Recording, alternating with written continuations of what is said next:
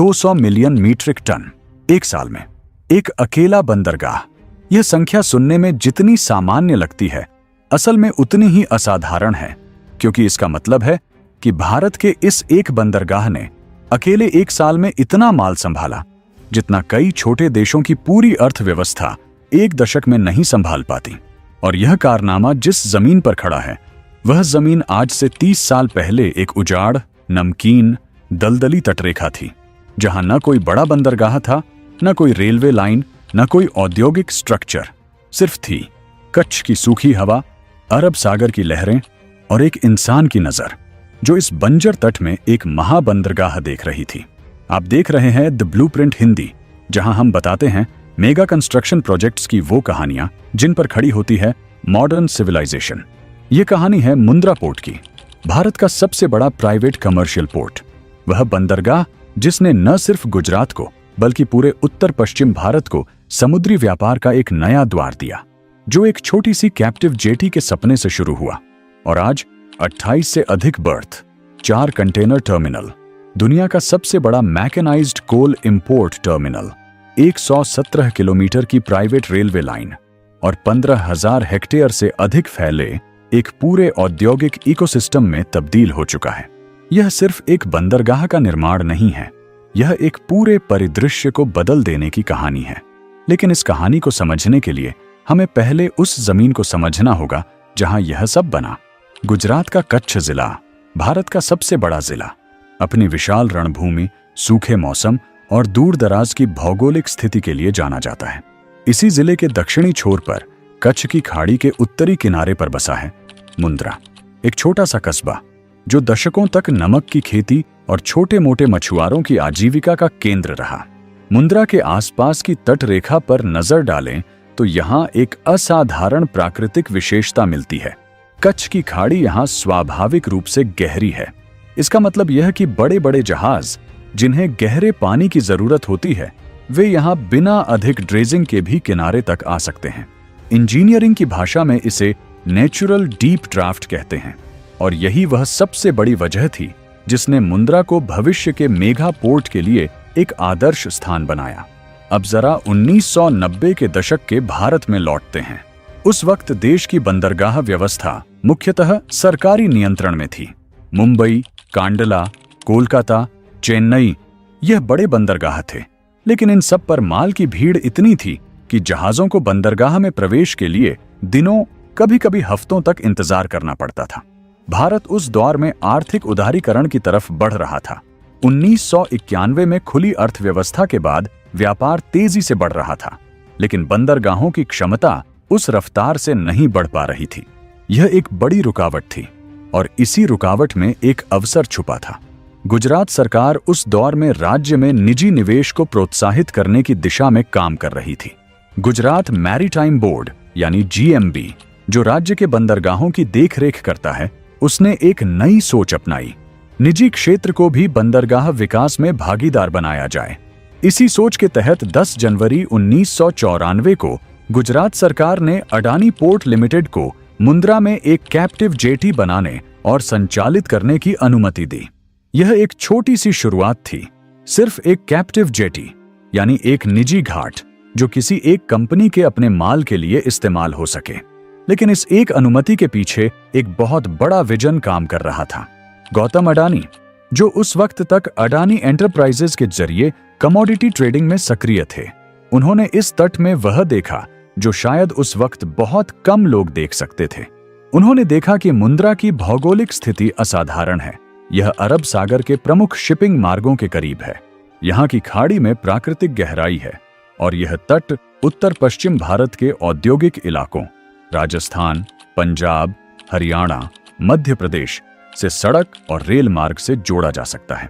सबसे महत्वपूर्ण बात, यहाँ पर्याप्त भूमि उपलब्ध थी जहां भविष्य में एक विशाल पोर्ट इकोसिस्टम खड़ा किया जा सके। 24 सितंबर 1997 को गुजरात सरकार ने अडानी पोर्ट लिमिटेड के उस प्रस्ताव को स्वीकार किया जिसमें मुंद्रा को एक पूर्ण बंदरगाह के रूप में विकसित करने की बात थी। यह एक ज्वाइंट वेंचर के रूप में अडानी पोर्ट लिमिटेड और GPIDC यानी Gujarat ports infrastructure development company के बीच 21 जनवरी 1998 को गुजरात सरकार ने भारतीय बंदरगाह अधिनियम 1908 के तहत मुंद्रा पोर्ट की सीमाओं को आधिकारिक रूप से अधिसूचित किया और 26 मई 1998 को एक नई कंपनी का जन्म हुआ, गुजरात अडानी पोर्ट लिमिटेड यानी GAPL। यही वह बीज था जिससे आगे चलकर भारत का सबसे बड़ा प्राइवेट पोर्ट ऑपरेटर उगने वाला था। यह सपना अब सिर्फ कागज पर नहीं था, अब शुरू होने वाला था निर्माण। 1998 का अक्टूबर महीना, कच्छ की खाड़ी के उत्तरी किनारे पर एक नई घटना घटित होने वाली थी।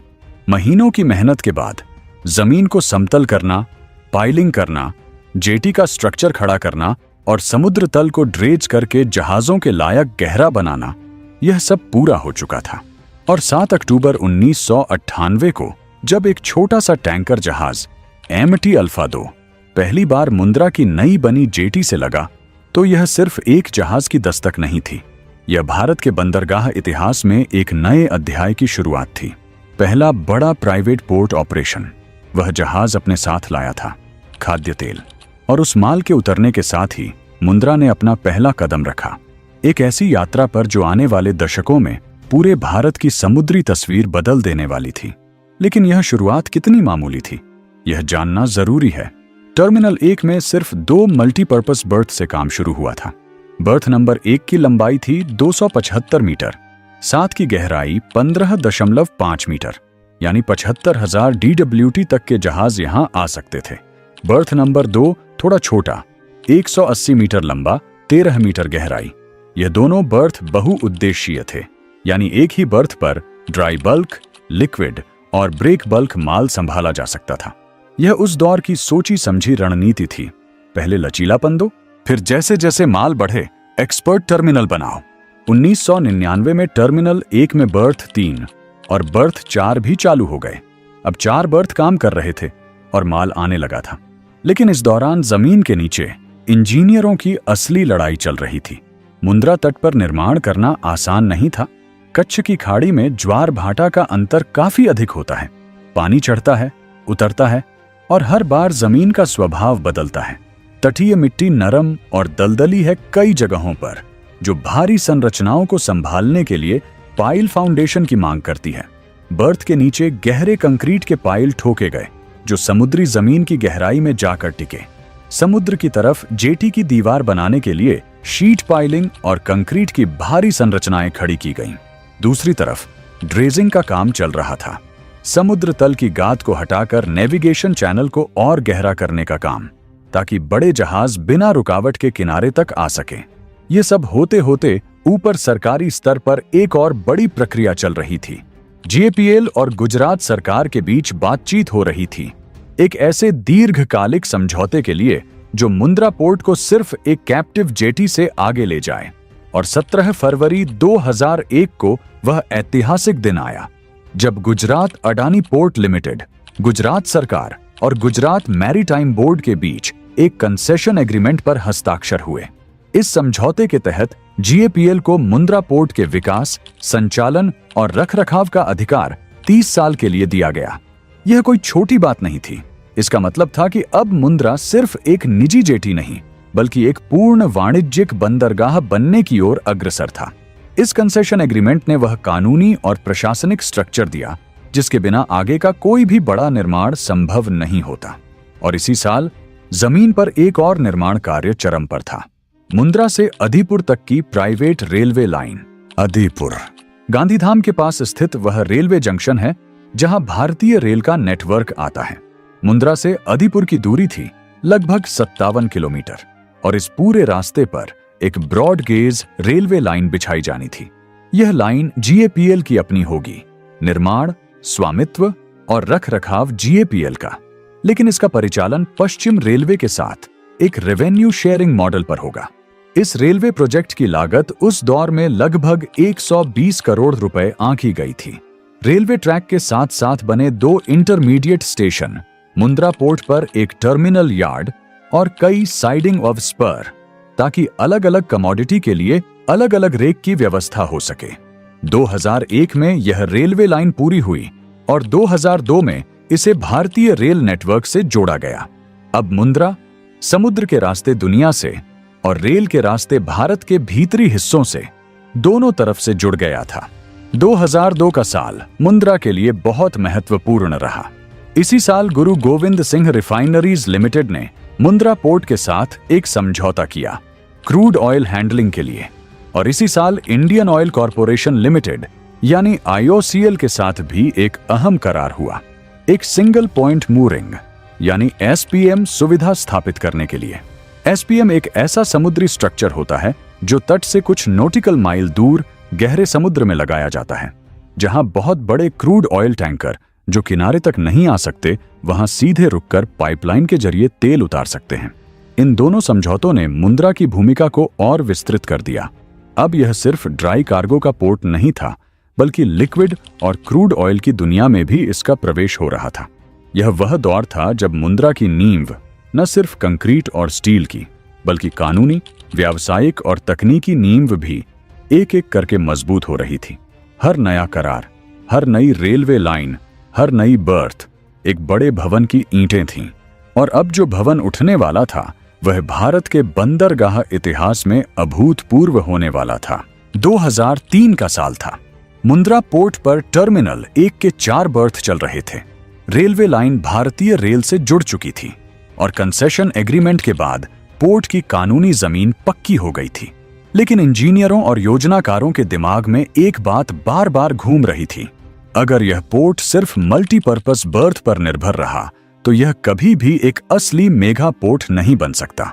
असली मेगा पोर्ट बनने के लिए जरूरी था विशेषज्ञता, हर कार्गो के लिए अलग, समर्पित और उच्च क्षमता वाला टर्मिनल। और इसी सोच के साथ शुरू हुआ मुंद्रा का दूसरा बड़ा निर्माण अध्याय। जनवरी 2003 में एक सब कंसेशन एग्रीमेंट पर हस्ताक्षर हुए मुंद्रा पोर्ट में एक समर्पित कंटेनर टर्मिनल बनाने के लिए, और उसी साल जुलाई 2003 में कंटेनर टर्मिनल 1 यानी पहला डेडिकेटेड कंटेनर टर्मिनल चालू हो गया।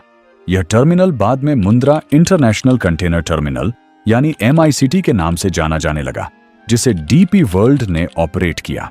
कंटेनर टर्मिनल का मतलब था रेल माउंटेड क्वे क्रेन जो जहाज से कंटेनर उठाए, रबर टायर गैंट्री क्रेन जो उन्हें स्टैक करे, और एक व्यवस्थित यार्ड जहां हजारों कंटेनर एक साथ खड़े हो सके।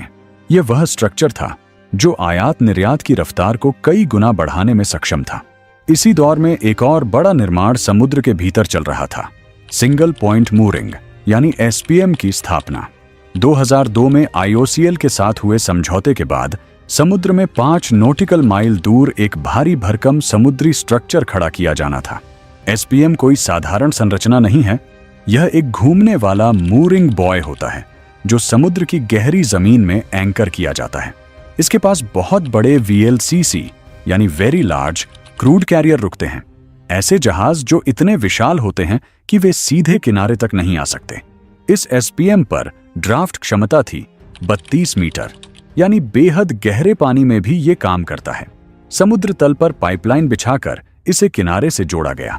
दिसंबर 2005 में यह SPM चालू हुआ और मुंद्रा अब क्रूड ऑयल की दुनिया में भी एक बड़े खिलाड़ी के रूप में उभर चुका था। 2005 और 2006 के वर्ष मुंद्रा के लिए संगठनात्मक बदलाव के साल भी थे। जून 2005 में अडानी पोर्ट लिमिटेड का GAPL में विलय हुआ। फिर अप्रैल 2006 में Mundra special economic zone limited और अडानी केमिकल्स लिमिटेड भी इसी कंपनी में मिल गए और कंपनी का नाम बदला Mundra port and special economic zone limited यानी MPSIZ। यह नाम बदलाव सिर्फ कागजी नहीं था, इसने साफ कर दिया कि मुंद्रा अब सिर्फ एक पोर्ट नहीं बल्कि एक पूरा इंटीग्रेटेड इंडस्ट्रियल और लॉजिस्टिक्स इकोसिस्टम बनने की राह पर था। SIZ का मतलब था इंडस्ट्री के लिए जमीन, टैक्स लाभ, सुव्यवस्थित कस्टम्स क्लियरेंस और पोर्ट की सीधी पहुंच, सब एक ही छत के नीचे। 2006 से 2007 का दौर टर्मिनल 2 के निर्माण का दौर था। यह था मुंद्रा का बल्क कार्गो टर्मिनल, कोयला, उर्वरक, अनाज, खनिज, इन सब के लिए एक विशाल व्यवस्थित घाट। टर्मिनल 2 के बर्थ 5 और 6 पहले आए, दोनों 250 मीटर लंबे, 14 मीटर गहराई और 1,50,000 DWT तक के जहाज संभालने में सक्षम। मार्च 2007 में बर्थ 7 और 8 भी जोड़े गए। इनके साथ बनाए गए विशाल ओपन स्टोरेज यार्ड, कोयले के ढेर के लिए, खनिजों के लिए, स्टील कोयल्स के लिए, मोबाइल हार्बर क्रेन और ग्रैब शिप अनलोडर्स लगाए गए। ये मशीनें जहाज की गहराई से कोयला उठाकर सीधे कन्वेयर बेल्ट पर डालती थीं और फिर वह कोयला स्वचालित रूप से स्टोरेज यार्ड तक पहुंचता था। अप्रैल 2007 में टाटा पावर के साथ एक सेवा समझौता हुआ। कोयले के आयात की हैंडलिंग के लिए टाटा पावर का 4000 मेगावाट का ultra mega power plant Mundra के पास ही बन रहा था और उसकी कोयले की जरूरत मुंद्रा पोर्ट से ही पूरी होनी थी। यह एक बड़े इंडस्ट्रियल सिम्बायोसिस का उदाहरण था। पोर्ट के पास पावर प्लांट की जरूरत पोर्ट से, और दोनों मिलकर एक पूरा औद्योगिक क्लस्टर बनाते हुए। अक्टूबर 2007 में एक और ऐतिहासिक घटना घटी। MPSIZ ने अपनी शेयर बाजार में शुरुआती सार्वजनिक निर्गम यानी IPO की घोषणा की। 400 से 440 रुपए प्रति शेयर के प्राइस बैंड पर यह IPO बाजार में आया और 116 गुना ओवर सब्सक्राइब हुआ। यह एक बड़ा संकेत था। बाजार को मुंद्रा की कहानी और उसके भविष्य पर भरोसा था। नवंबर 2007 में शेयर NSE और BSE दोनों पर लिस्ट हुए, लेकिन इन सब के पीछे मुंद्रा के पश्चिम में समुद्र के उस छोर पर जहां पानी और जमीन मिलते हैं, एक बहुत बड़ा सपना आकार ले रहा था। एक ऐसा टर्मिनल जो दुनिया का सबसे बड़ा होगा, जिसके लिए समुद्र को पीछे धकेलना होगा, जमीन को रिक्लेम करना होगा और हजारों करोड़ रुपए की मशीनरी लगानी होगी।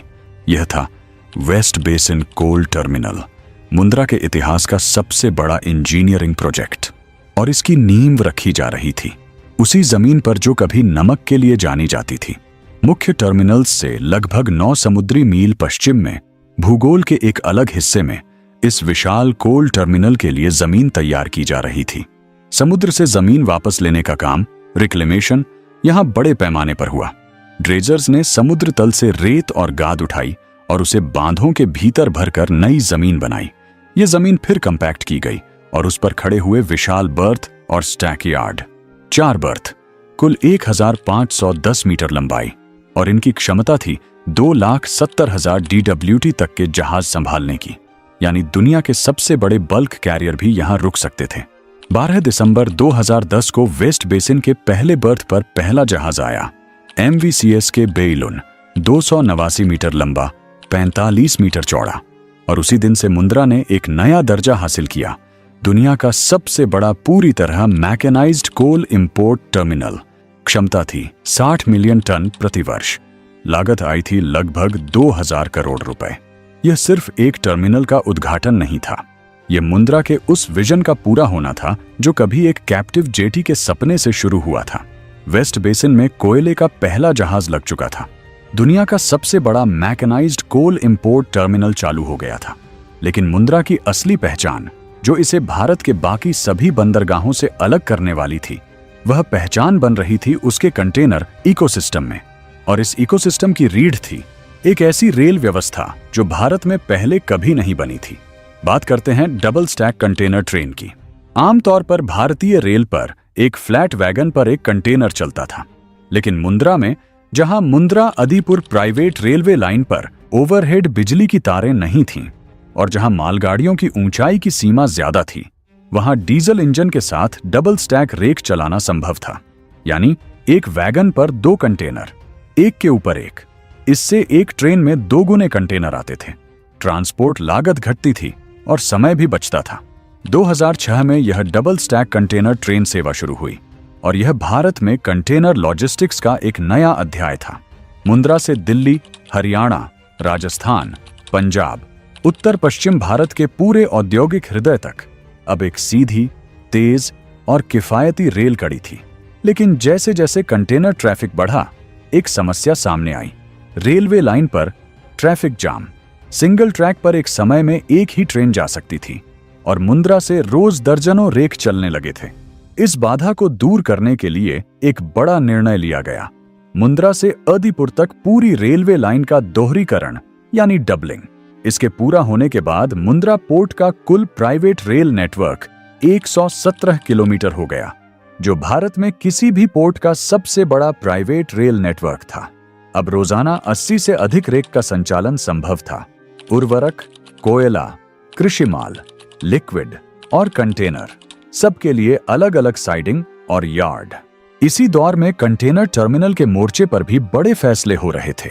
2003 में शुरू हुआ पहला कंटेनर टर्मिनल MICT अब दुनिया की सबसे बड़ी शिपिंग कंपनियों को आकर्षित कर रहा था।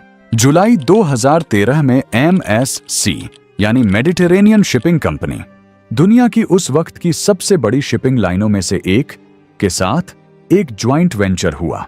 इस जेवी के तहत मुंद्रा में एक नया कंटेनर टर्मिनल CT2 विकसित और संचालित किया जाने लगा। अब मुंद्रा का नाम दुनिया के बड़े शिपिंग नेटवर्क में दर्ज हो रहा था, क्योंकि MSC जहां जाती है वहां दुनिया के बड़े व्यापार रूट भी जाते हैं। और फिर अप्रैल 2017 में एक और बड़ा अध्याय, फ्रांस की CMA CGM के साथ जेवी। यह कंपनी दुनिया की अग्रणी कंटेनर शिपिंग लाइनों में से एक है। इस साझेदारी के तहत बना CT4 Adani CMI Mundra terminal यानी ACMTPL। यह टर्मिनल 3 महीने पहले शेड्यूल से आगे कमीशन हुआ। CT4 की विशेषताएं थीं 650 मीटर लंबा क्वे, 16.5 मीटर ड्राफ्ट, 27 हेक्टेयर का कुल क्षेत्रफल, 4 रेल माउंटेड क्वे क्रेन जो 18,000 TU के जहाजों को भी संभाल सकती थीं, और 12 rubber tired gantry crane. CT4 यह गौरव रखता है कि यह भारत के पश्चिमी तट पर पहला ऐसा टर्मिनल था जहां दुनिया के सबसे बड़े कंटेनर जहाज भी आ सकते थे। इस टर्मिनल के जुड़ने के बाद मुंद्रा की कुल कंटेनर हैंडलिंग क्षमता 5.5 मिलियन TU तक पहुंच गई और मुंद्रा भारत का सबसे बड़ा कंटेनर पोर्ट बन गया। 6 जनवरी 2012 को कंपनी ने अपना एक और महत्वपूर्ण कदम उठाया। नाम बदलकर MPSIZ से APSIZ यानी Adani ports and special economic zone limited हो गया। यह नाम बदलाव यह संकेत देता था कि अब कंपनी सिर्फ मुंद्रा तक सीमित नहीं रही, यह एक मल्टी पोर्ट ऑपरेटर बन चुकी थी। इसी अवधि में मुंद्रा का SEZ भी तेजी से आकार ले रहा था। 6,473 हेक्टेयर से अधिक का नोटिफाइड SEZ, जो भारत का सबसे बड़ा port based multi product special economic zone था। अलग अलग इंडस्ट्रियल क्लस्टर, एग्री और food processing, engineering, chemicals, textiles. SEZ में यूनिट्स को पोर्ट का सीधा फायदा था। माल सीधे बर्थ से ASIZ फैक्ट्री तक बिना किसी बाहरी कस्टम्स स्टेशन के। साथ में आया free trade warehousing zone यानी FTWZ, 168 हेक्टेयर का अतिरिक्त क्षेत्र जहां बिना ड्यूटी चुकाए माल रखा और ट्रेड किया जा सकता था। 2008 में मारुति सुजुकी इंडिया लिमिटेड के साथ एक समझौता हुआ ऑटोमोबाइल एक्सपोर्ट हैंडलिंग के लिए, और 2009 में मुंद्रा ने अपना automobile roll on roll of यानी RORO टर्मिनल स्थापित किया। एक फ्लोटिंग पोंटून और लिंक स्पैन वाला अनोखा घाट जो ज्वार भाटे की परवाह किए बिना 24 घंटे काम कर सकता था। दिल्ली NCR, राजस्थान और गुजरात से कारें, बसें और ट्रक सीधे इस टर्मिनल से निर्यात होने लगे। भारत का उत्तर पश्चिम अब मुंद्रा के रास्ते दुनिया को गाड़ियां भेज रहा था, और यह सब हो रहा था एक ऐसे पोर्ट पर जिसने अपनी खुद की ड्रेजिंग फ्लीट भी बना ली थी। 2005 से शुरू हुई यह ड्रेजिंग क्षमता 2018 तक 19 ड्रेजर्स के बेड़े तक पहुंच गई, भारत का सबसे बड़ा निजी ड्रेजिंग बेड़ा। इसका मतलब था कि मुंद्रा अपने नेविगेशन चैनल की गहराई खुद बनाए रख सकता था, बिना किसी बाहरी ठेकेदार पर निर्भर हुए। ड्रेजिंग की यह क्षमता ही मुंद्रा को भारत का सबसे गहरे ड्राफ्ट वाला बंदरगाह बनाए रखने में सक्षम बनाती थी। कंटेनर टर्मिनल बढ़ते रहे, शिपिंग कंपनियां जुड़ती रहीं, रेल नेटवर्क मजबूत होता रहा और SEZ में उद्योग आते रहे। मुंद्रा अब सिर्फ एक बंदरगाह नहीं था, यह एक पूरा व्यापार औद्योगिक शहर बन चुका था। वित्त वर्ष 2013 से 14, मार्च 2014 का महीना, मुंद्रा पोर्ट के कंट्रोल रूम में एक असाधारण क्षण आया। कार्गो काउंटर एक ऐसी संख्या पर पहुंचा जो पहले किसी भारतीय बंदरगाह ने कभी नहीं छुई थी। 100 मिलियन मेट्रिक टन। एक वित्त वर्ष में एक बंदरगाह 100 मिलियन मेट्रिक टन। भारत के बंदरगाह इतिहास में यह पहली बार था। मुंद्रा ने न सिर्फ भारत का सबसे बड़ा कमर्शियल पोर्ट बनने का दर्जा हासिल किया, बल्कि एक नया मानक भी स्थापित किया। याद रखिए, 1998 में यह पोर्ट कुछ हजार टन के माल से शुरू हुआ था। और सिर्फ 16 वर्षों में 100 मिलियन टन। यह रफ्तार भारत के किसी भी बंदरगाह के इतिहास में नहीं देखी गई थी। लेकिन मुंद्रा यहां रुका नहीं। अगला लक्ष्य था 200 MMT, और इस लक्ष्य को पाने के लिए एक पूरा नया इंफ्रास्ट्रक्चर आर्क शुरू हुआ।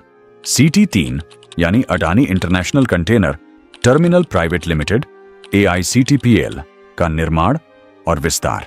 यह टर्मिनल साउथ बेसिन में बनाया गया, जो मुख्य पोर्ट एरिया के दक्षिणी हिस्से में है। CT3 में कुल 4 बर्थ थे। साउथ बेसिन 6, 7, 8 और 9, और इनकी संयुक्त क्वे लंबाई 2110 मीटर से अधिक थी। यह अब तक मुंद्रा का सबसे बड़ा कंटेनर टर्मिनल बना। सितंबर 2017 में इसी टर्मिनल पर एक राष्ट्रीय रिकॉर्ड बना, जब MSC ब्रुकसेल्स नामक 337 मीटर लंबे जहाज ने एक ही पोर्ट स्टे में 10,254 TU कंटेनर का आदान प्रदान किया, भारत में तब तक का सर्वाधिक। 2021 में एक और रिकॉर्ड 397 मीटर लंबा 13,892 TU क्षमता वाला APL राइफल्स, भारत में किसी भी बंदरगाह पर आने वाला सबसे बड़ा कंटेनर जहाज मुंद्रा में बर्थ हुआ। इसी दौर में वेस्टर्न डेडिकेटेड फ्रेट कॉरिडोर यानी WDFC का काम पूरा होने लगा। यह सरकार का बड़ा बुनियादी स्ट्रक्चर प्रोजेक्ट था। दिल्ली से मुंबई तक एक हाई स्पीड फ्रेट कॉरिडोर। जैसे जैसे यह कॉरिडोर दादरी और गढ़ी हरसारू जैसे ICD तक पहुंचा, मुंद्रा की डबल स्टैक ट्रेन कनेक्टिविटी और भी मजबूत हो गई। अब ICD दादरी से मुंद्रा तक WDFC के रास्ते डबल स्टैक सेवाएं शुरू हुईं, यानी माल दिल्ली के पास के वेयर हाउस से सीधे मुंद्रा की बर्थ तक, बिना किसी बाधा के। यह उत्तर भारत के निर्यातकों के लिए एक क्रांतिकारी बदलाव था। लागत घटी, समय घटा और मुंद्रा और मजबूत हो गया। अक्टूबर 2023 में मुंद्रा ने एक और अविश्वसनीय रिकॉर्ड बनाया, 16.1 मिलियन टन माल एक अकेले महीने में। भारत में किसी भी बंदरगाह द्वारा एक माह में संभाला गया सर्वाधिक माल। उस महीने कंटेनर ट्रैफिक में 10% और लिक्विड और गैस कार्गो में 14% की वृद्धि दर्ज हुई। उस वित्त वर्ष में मुंद्रा ने 210 दिनों में 100 मिलियन टन का आंकड़ा पार किया, जो पिछले साल के 231 दिनों के रिकॉर्ड को भी तोड़ता था। इसका मतलब रफ्तार बढ़ रही थी। और फिर आया वित्त वर्ष 2024 से 25, मुंद्रा के इतिहास का सबसे बड़ा साल। इस वित्त वर्ष में मुंद्रा पोर्ट ने 200.7 मिलियन मेट्रिक टन माल संभाला, 200 मिलियन मेट्रिक टन से अधिक। पिछले वर्ष की तुलना में 11.5% की वृद्धि। यह किसी भी भारतीय बंदरगाह द्वारा एक वर्ष में 200 मिलियन टन पार करने का पहला अवसर था। मुंद्रा भारत का पहला और अब तक का एकमात्र बंदरगाह जिसने यह मुकाम हासिल किया। इस प्रदर्शन में कंटेनर वॉल्यूम 7 मिलियन TU से अधिक था, जो मुंद्रा को भारत का निर्विवाद सबसे बड़ा कंटेनर हैंडलिंग पोर्ट साबित करता था। इन संख्याओं के पीछे जो इंजीनियरिंग सिस्टम काम कर रहा था, वह उतना ही प्रभावशाली था। मुंद्रा का vessel traffic management system VTMS समुद्र में जहाजों की आवाजाही को रियल टाइम में मॉनिटर करता था। टग बोट्स का पूरा बेड़ा हर समय तैयार, जो भीमकाय जहाजों को उनके बर्थ तक सटीकता से ले जाते थे। कंट्रोल रूम में ऑपरेटर्स, जो एक साथ दर्जनों जहाजों, सैकड़ों ट्रेनों और हजारों ट्रकों की आवाजाही को कोऑर्डिनेट करते थे। प्रतिदिन औसतन 40 जहाज और प्रतिवर्ष 11,500 से अधिक रेक। यह सब एक ऐसे सिस्टम की बदौलत संभव था जो पिछले 2.5 दशकों में एक परत जोड़कर बनाया गया था। इसी अवधि में पोर्ट की लिक्विड हैंडलिंग क्षमता भी नई ऊंचाइयों पर पहुंची। 100 टैंकों की क्षमता वाला टैंक फार्म 4.63 लाख किलोलीटर की भंडारण क्षमता, वेजिटेबल ऑयल से लेकर पेट्रोकेमिकल्स तक सब कुछ संभालने में सक्षम।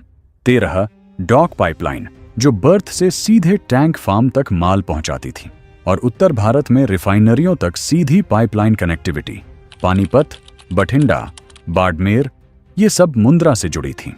जुलाई 2023 में MV MSC हैम्बर्ग 399 मीटर लंबा, 54 मीटर चौड़ा, 15,908 TU क्षमता मुंद्रा में बर्थ हुआ। यह उस वक्त भारत में बर्थ होने वाले सबसे बड़े जहाजों में से एक था। और जनवरी 2026 में मुंद्रा ने एक और इतिहास रचा। पहली बार किसी भारतीय बंदरगाह में एक पूरी तरह से माल से भरा VLCC यानी very large crude carrier MT New Renown सीधे बर्थ पर आया। 3.3 लाख घन मीटर कच्चे तेल से लदे इस विशालकाय जहाज का मुंद्रा की डेडिकेटेड VLCC जेटी पर सीधे आना, यह भारत के ऊर्जा और बंदरगाह इतिहास का एक महत्वपूर्ण क्षण था। इस जेटी से लगभग 489 किलोमीटर लंबी पाइपलाइन बाड़मेर स्थित HPCL राजस्थान रिफाइनरी तक जाती है। 100 से 200 MMT का यह सफर सिर्फ संख्याओं का खेल नहीं था, यह उस व्यवस्था की जीत थी जो एक एक बर्थ, एक एक ट्रैक और एक एक पाइपलाइन जोड़कर बनाई गई थी। और यह सफर अभी भी जारी था। कच्छ की उस जमीन को याद कीजिए जो 1994 से पहले नमक की खेती, मछुआरों की आजीविका और बंजर तटरेखाओं के लिए जानी जाती थी, जहां बिजली की कमी थी, सड़कें कच्ची थीं और युवाओं के पास अवसर के लिए दूसरे शहरों की तरफ जाने के सिवा कोई रास्ता नहीं था। आज उसी जमीन पर खड़ा है 35,000 एकड़ में फैला एक ऐसा पोर्ट इकोसिस्टम जो हर दिन लगभग 40 जहाजों को बर्थ देता है, 80 से अधिक रेक संभालता है और हजारों ट्रकों की आवाजाही को नियंत्रित करता है। यह सिर्फ एक बंदरगाह का विकास नहीं है, यह एक पूरे इलाके के भाग्य का बदलाव है। पिछले 25 वर्षों में मुंद्रा पोर्ट और APSEZ ने राज्य और राष्ट्रीय खजाने में 2.25 लाख करोड़ रुपए से अधिक का योगदान दिया है। रोजगार के मामले में 7.5 करोड़ से अधिक मैन डेज का सीधा रोजगार सृजन। SIZ इकोसिस्टम में वित्त वर्ष 2023 से 24 तक 70,000 करोड़ रुपए से अधिक का निवेश आकर्षित हो चुका था और 34,000 से अधिक प्रत्यक्ष और अप्रत्यक्ष नौकरियां पोर्ट इकोसिस्टम में थीं। यह संख्या अकेले मुंद्रा की नहीं है, यह उन तमाम गांवों, कस्बों और परिवारों की है जो इस बंदरगाह के विकास से जुड़े हैं। कच्छ के 61 गांवों में और समूचे कच्छ जिले के 113 गांवों में अडानी फाउंडेशन की गतिविधियां चल रही हैं, जिनसे 3.53 लाख से अधिक लोगों का जीवन प्रभावित है। जो कच्छ कभी शिक्षा, स्वास्थ्य और बुनियादी सुविधाओं के लिए तरसता था, वहां आज अडानी विद्या मंदिर जैसे स्कूल हैं, मोबाइल हेल्थ केयर यूनिट हैं जो 25 गांवों और 7 मछुआरों की बस्तियों तक पहुंचती हैं, और एक अस्पताल है जो हर साल 80,000 से अधिक लोगों की सेवा करता है। 15,000 से अधिक व्यक्तियों को स्वयं सहायता समूहों, कृषि पहलों और पशुपालन कार्यक्रमों के जरिए स्थायी आजीविका मिली है। यह विकास सिर्फ आंकड़ों में नहीं, जमीन पर दिखता है। लेकिन इस विकास की कहानी पूरी तरह सरल नहीं है। यह जरूरी है कि हम इसे पूरी ईमानदारी से देखें। 2013 में पर्यावरण एवं वन मंत्रालय द्वारा नियुक्त एक समिति, जिसकी अध्यक्षता पर्यावरणविद सुनीता नारायण कर रही थीं, ने अपनी जांच में पाया कि मुंद्रा वेस्ट पोर्ट और SIZ के विस्तार में मैंग्रोव का नुकसान, क्रीक का अवरोध और कुछ पर्यावरणीय मंजूरियों का उल्लंघन हुआ था। मंत्रालय ने 200 करोड़ रुपए का जुर्माना भी लगाया। इन मुद्दों पर अदालत और सरकारी स्तर पर लंबी कार्यवाही चली। APSIZ ने 2011 से 2017 के बीच मुंद्रा क्षेत्र में मैंग्रोव क्षेत्र में लगभग 246 हेक्टेयर की वृद्धि का दावा किया। यह विवाद विकास बनाम पर्यावरण किसी भी मेगा पोर्ट के निर्माण का एक अनिवार्य हिस्सा है, और मुंद्रा की कहानी इससे अलग नहीं है। आगे चलकर APSIZ ने पर्यावरण की दिशा में बड़े प्रयास किए। मैंग्रोव अफोरेस्टेशन कार्यक्रम के तहत लगभग 6,000 हेक्टेयर तटीय क्षेत्र में 1.75 करोड़ से अधिक पौधे लगाए जाने का काम हुआ। APSIZ ने साइंस बेस्ड टारगेट्स इनिशिएटिव यानी SBTI में शामिल होने वाला भारत का पहला और दुनिया का तीसरा पोर्ट ऑपरेटर बनने का गौरव प्राप्त किया। कार्बन न्यूट्रल पोर्ट ऑपरेशन का लक्ष्य, क्रेन का विद्युतीकरण, बैटरी आधारित internal transfer vehicle, renewable energy का बढ़ता उपयोग, ये सब उस दिशा में कदम हैं जो मुंद्रा को एक जिम्मेदार औद्योगिक केंद्र के रूप में स्थापित करने की कोशिश है। 2026 तक मुंद्रा 4 कंटेनर टर्मिनल, 28 से अधिक birth, 2 single point mooring, 117 kilometre का प्राइवेट रेल नेटवर्क, 100 से अधिक टैंकों वाला लिक्विड टर्मिनल और एक विशाल SIZ के साथ भारत का सबसे बड़ा कमर्शियल पोर्ट बना हुआ है। APSIZ अब सिर्फ भारत तक सीमित नहीं, इजराइल का हाइफा पोर्ट, श्रीलंका का कोलंबो, तंजानिया का दार एस सलाम, यह नेटवर्क वैश्विक हो चुका है। और इस पूरे साम्राज्य की जड़ें मुंद्रा में हैं। भारत का 90% से अधिक व्यापार समुद्री मार्ग से होता है और उस व्यापार के लगभग 11% का बोझ अकेला मुंद्रा उठाता है। भारत के कंटेनर ट्रैफिक का 33 से 34% मुंद्रा से गुजरता है। उत्तर और उत्तर पश्चिम भारत, राजस्थान, पंजाब, हरियाणा, दिल्ली, मध्य प्रदेश, इन सब का समुद्री प्रवेश द्वार मुंद्रा है। यह एक पोर्ट नहीं, यह एक पूरे क्षेत्र की आर्थिक धमनी है। और उस पहले जहाज को याद कीजिए, MT अल्फा 2, जो 7 अक्टूबर 1998 को मुंद्रा की नई बनी जेटी पर लगा था। खाद्य तेल से भरा एक छोटा सा टैंकर। और आज रात के अंधेरे में भी मुंद्रा की बर्थों पर क्रेनों की रोशनी जलती रहती है, जहाजों के हॉर्न गूंजते रहते हैं और माल की आवाजाही कभी नहीं रुकती, क्योंकि यह बंदरगाह अब भारत की सांस का एक हिस्सा बन चुका है। 1994 में एक सरकारी दस्तावेज में एक कैप्टिव जेटी की अनुमति का एक वाक्य था। उस एक वाक्य से जो यात्रा शुरू हुई, वह आज 200 AMT के उस ऐतिहासिक मील के पत्थर पर खड़ी है, जिसे पहले किसी भारतीय बंदरगाह ने कभी नहीं छुआ था। यह है मुंद्रा की कहानी, एक बंजर तट से भारत के सबसे बड़े कमर्शियल पोर्ट तक, एक कैप्टिव जेटी से एक वैश्विक शिपिंग हब तक, एक सपने से एक विरासत तक। अगर यह डॉक्यूमेंट्री आपको पसंद आई तो इसे अपने उन दोस्तों के साथ शेयर करें जो भारत की असली इंफ्रास्ट्रक्चर स्टोरीज जानना चाहते हैं। द ब्लूप्रिंट हिंदी को सब्सक्राइब करें और बेल आइकन दबाएं, ताकि अगली बार जब हम किसी और मेगा स्ट्रक्चर की कहानी लेकर आइए तो आप सबसे पहले जानें।